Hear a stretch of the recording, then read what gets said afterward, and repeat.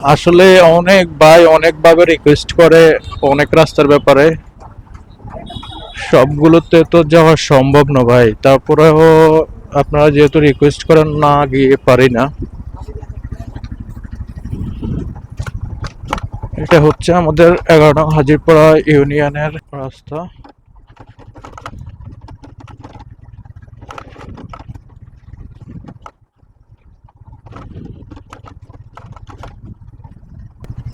আমাদের এখানে সামনে একটা এতিমখানা আছে। আমাদের শিবপুর ইন্দ্রপুর প্রবাসী কল্যাণ ট্রাস্ট ফোরামের পক্ষ থেকে 1 বছর এতিমখানার বাচ্চাদের জন্য, যারা টোটালি এতিম তাদের জন্য কিছু পাঞ্জাবির কালেকশন উপহার দিয়েছিল। তো ওই সময় আমি এসে পাঞ্জাবিগুলো দিয়েছি।